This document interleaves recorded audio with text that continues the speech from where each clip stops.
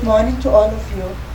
On behalf of the Board of Trustees, the Chief Executive, Saleh, and the staff of the Nelson Mandela Foundation, we are honored to participate in this event marking the 6th anniversary of the passing of Ahmed Kathrada, Mr. K, as he was called by most at the Foundation. He is fondly remembered for his guidance, humor, immense insight and knowledge of the seminal moments in our country's turbulent path to freedom and democracy.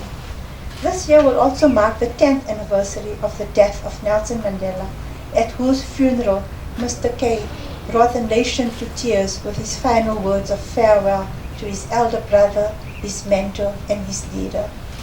Madiba and Mr. K first met in 1946, and over almost 7 decades, they developed a deep bond forged in a shared vision and a common goal, and in action in the eradication of oppression and exploitation in South Africa.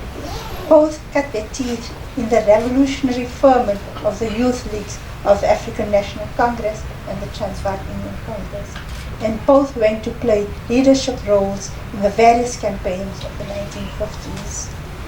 They were on trial together on 3 occasions: after the Defiance campaign with 18 others, and the treason trial of 1956, and the famous Rivonia trial where they both received life sentences. When Madiba went underground after the acquittal in the treason trial in 1960, Mr. K was tasked to look after Madiba.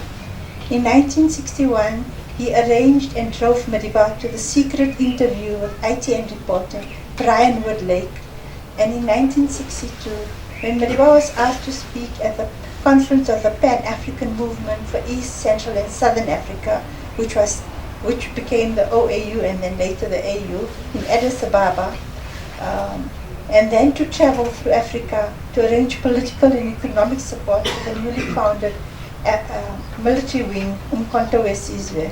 Mr. K was also tasked with arranging Madiba's travel.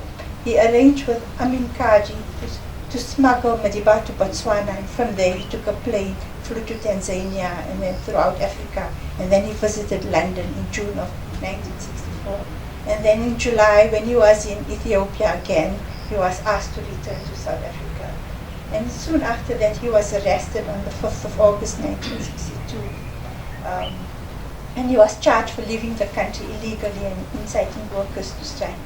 Mr. K once again was asked to head the Secretariat of the Defense and Aid Committee that was set up to support Madiba during the trial.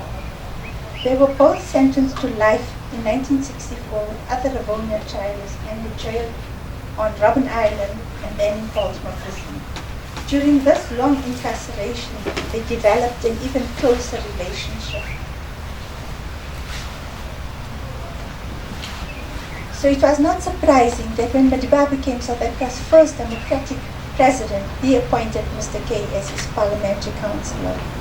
When the Nelson Mandela Foundation was established in 1999, Mr. K served as a trustee until late 2016 when he retired.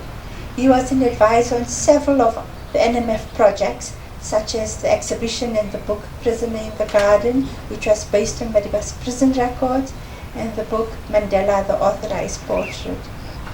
In the 4 years after Madiba's passing, Mr. K played the role of the elder statesman, the moral compass and beacon who spoke truth to power, calling on those who abuse power and succumb to greed to resign. As in life, his funeral was a powerful moment, which is succinctly summed up in the eulogy by former President Kgalema Motlanthe, who is both a trustee of the Kathrada Foundation and the Mandela Foundation. And it was at this very venue that he said, "It is worth noting that Comrade Ahmed Kathrada remained politically engaged with the challenges of his time to the very last minute of his life.